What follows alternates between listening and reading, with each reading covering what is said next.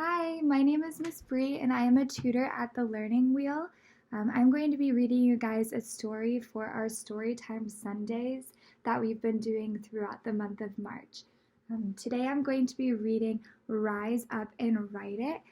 It's written by Nandini Ahuja and illustrated by Anusha Saeed. And this is a story about activism. And I love this story because it teaches students and children that their voice matters and that they can do anything that they put their mind to. So let's get started. Farah Patel was the most inquisitive person in her class. Mom told Farah that when she was a baby, her first word was why. So naturally, when looking out the window one morning, Farah became curious. She'd seen hundreds of cars that day, but not one single butterfly, and she couldn't imagine where all the butterflies had gone.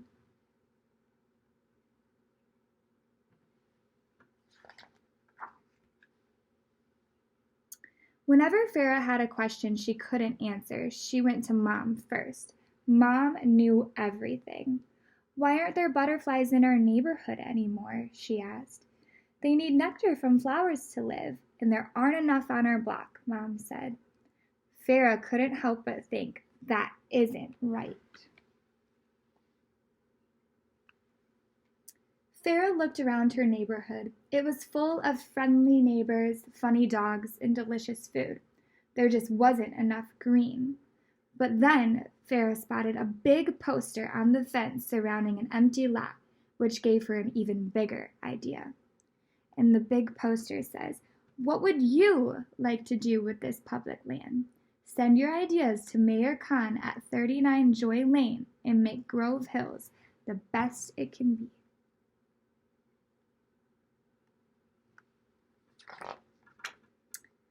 Farah borrowed Dad's nicest stationery and Mom's fanciest fountain pen, and in her best handwriting she wrote to Mayor Khan. Farah knew exactly what to do with the empty lot. Turn it into a beautiful community garden. And so here we have the envelope that she sent to Mayor Khan. She has where she wants her letter to go to, the destination she wants it to go to at 39 Joy Lane in Grove Hills. She has her post stamp and her return address in case it gets lost, and so that Mayor Khan knows who it's from. And we have her letter that she sent to Mayor Khan, so we are going to read it. It says, "Dear Mayor Khan, thank you for everything that you do for us. I saw your sign asking for ideas for what to do with the empty lot next to my apartment. I love our neighborhood and so does my family. We would love it even more if we had a place to grow flowers and healthy food. We think the lot should become a community garden with vegetables and flowers and butterflies. My friends and I could learn about different plants and bugs. Our parents could cook tasty food with the fresh herbs and veggies we'll grow without having to make a trip to the grocery store on the other side of town. Everyone could have a place to take care of together. Please write back and let me know if you like my idea. Sincerely, Farah Patel." So there is her letter that she sent Mayor Khan. A few days later, Mayor Khan wrote back to congratulate Farah on her great idea, but she had some not so great news too. The Dullard Gravel Company had proposed to buy the empty lot and turn it into a parking lot. Mayor Khan was sorry to say the city council was about to accept their plan. At first, Farah was bummed. Then she realized that the plan hadn't been accepted, at least not yet. Looks like she has an idea. Farah invited her friends over and told them about her idea. A community garden next door would mean more flowers, fresh fruit, and plenty of veggies, she explained. "And cool bugs and birds," chimed in her best friend Stephen Chen. "Absolutely," said Farah. "Who will help me get signatures for a petition to show the city council what our neighborhood really wants?" Everybody raised their hands. And so now we have her little petition. It's called Pocket of Powerful Petitions. And it gives 3 reminders for everybody that's going to sign the petition. It says, number 1, know your stuff. Number 2, bring a buddy. And number 3, never give up. And so let's see what her petition looks like. We have it in a little envelope here. So we're going to grab that. And if you're not familiar with what a petition is a request to do something that is signed by a bunch of people who also want this action to take place. So their petition is to have the community build a garden in the empty lot. So here's her petition, and it says, do you want a community garden? Our neighborhood needs a place to grow flowers and fresh fruits and vegetables. And so if somebody also wants to have a community garden grown in the empty lot, they can write their name, their address, and sign to show Mayor Khan that there are a lot of people who want this to happen in their community.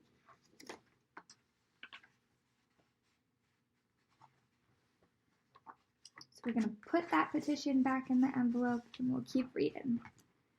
Farah and her friends sharpened their pencils, ready for the journey ahead. They knocked on every door in the neighborhood and shared their big idea. And after a week of going door to door and climbing up hundreds of steps, they had pages and pages of signatures.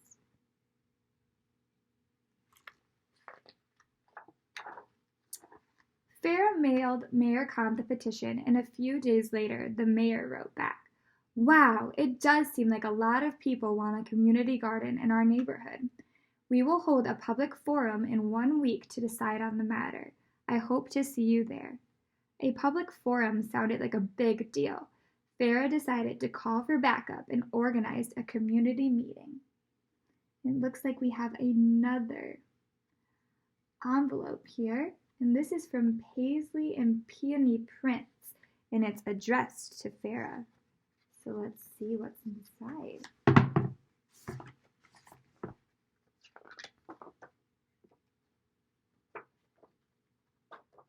Ooh.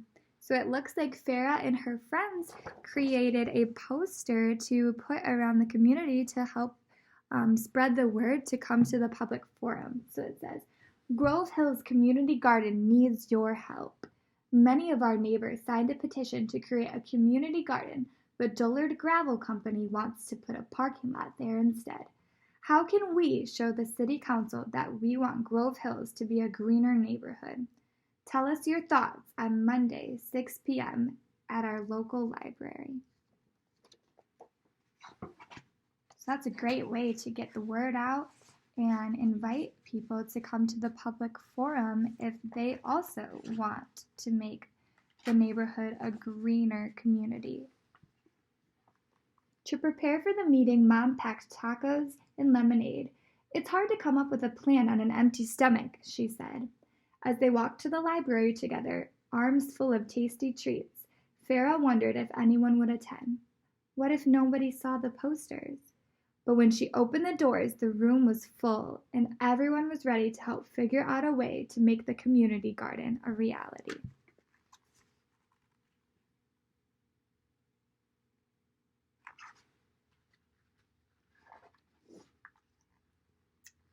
Everyone at the meeting spoke up. Some people shared their love of picking berries in the summer.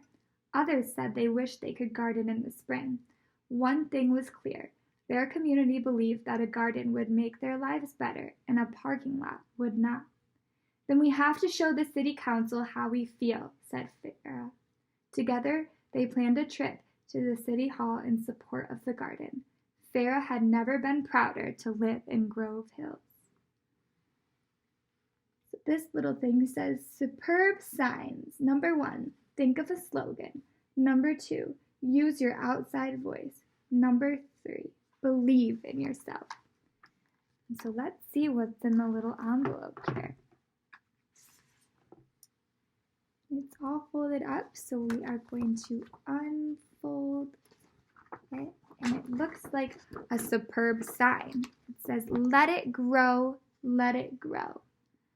And so I think this is a poster that she is going to use at the public forum to let the mayor know that she is in support of a community garden instead of a parking lot. One by one, Farah and her neighbors arrived at City Hall. Some people carried colorful signs with fun slogans or bright drawings. Others came up with catchy chants that got the whole crowd to join in. Everyone was there to show their support for the community garden. And if you can see, there's a lot of people that are holding different posters. So this one says, "Plants, not pavement. Let it grow." This one says, "Let's go, Grove Hills. Save the park." So everybody is showing what they want the mayor to do with that empty lot with these posters that they have made. Once everyone arrived, people wanted Farah to talk. They started chanting, "Speech, speech." The clerk gave Farah the microphone. She spoke about how having a community garden would help the people of Grove Hills live in a happier, healthier life. "I love my hometown," she said, "and I want to make it better." Everyone cheered, and Mayor Khan clapped the hardest. And so here you can see again that there's all those people with their posters. One says, "Hear our voices. Gardens, not gravel. Our town, our choice. Flower power. Let it grow." Seeing everyone holding signs and speaking their minds, Mayor Khan and the city council announced that they had come to their decision. "We hear you loud and clear. Grove Hills is going to get a whole lot greener," Mayor Khan happily proclaimed. After weeks of writing letters, planning meetings, and taking action, the neighborhood was going to get its community garden. So all that hard work that Farah and her friends put in has finally made itself clear that we are going to get that community garden. Soon, everywhere she looked, Farah began to see things she could help make better. And then she noticed all the other students who wanted to make things better too. Farah knew she wasn't done helping, so she started a club at school for kids looking to change the world. Together, they called themselves the Young Activists After School Program. Here is a little picture from their first meeting. It says, "Our first YAASP meeting." Young Activists After School Program.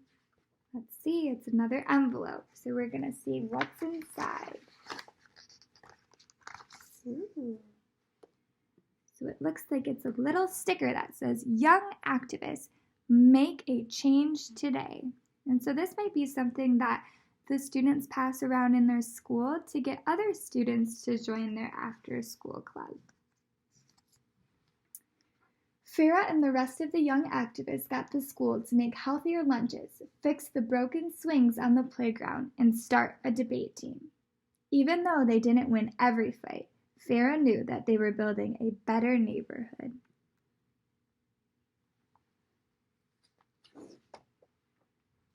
Every so often, Farah wrote the mayor to give her updates on the young activists and all the work they were doing in the city.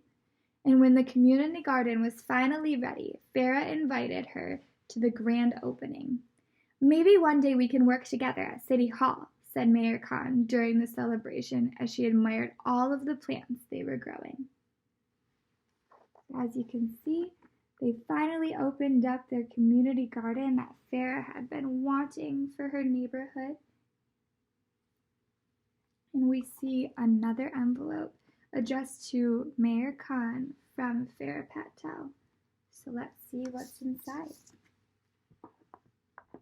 It says, "A message from your neighbors." It looks like a little postcard that you, if you had this book, could write on and send to somebody if you had something that you wanted to do in your community to bring about change and make it a healthier, happier place to live. When Farah wasn't with the young activists, she was usually at the garden with her parents, planting seeds, watering the plants, or picking fresh peppers. And if she was really lucky, she would spot a butterfly.